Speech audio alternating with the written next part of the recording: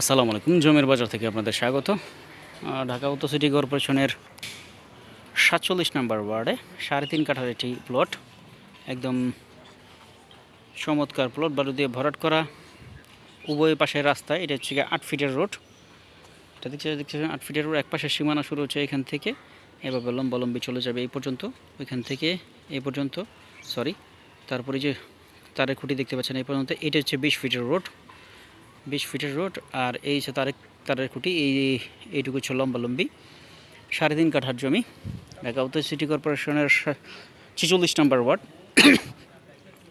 মাস্টারপাড়া বাজার থেকে একটু ভিতরে।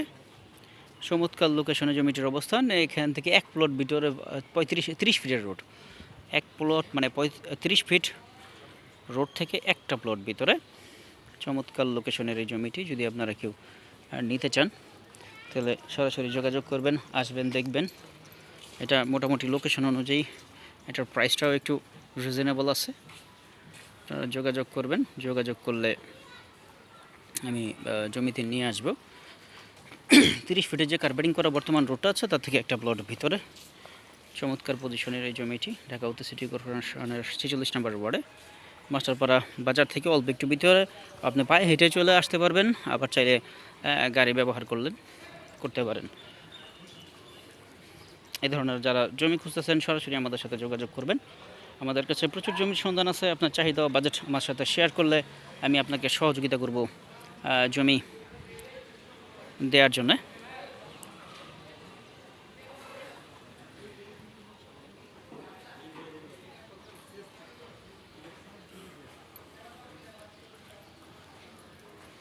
চমৎকার এই জমিটি আমি পুরো জমিটাই ঘুরায় দেখাইলাম।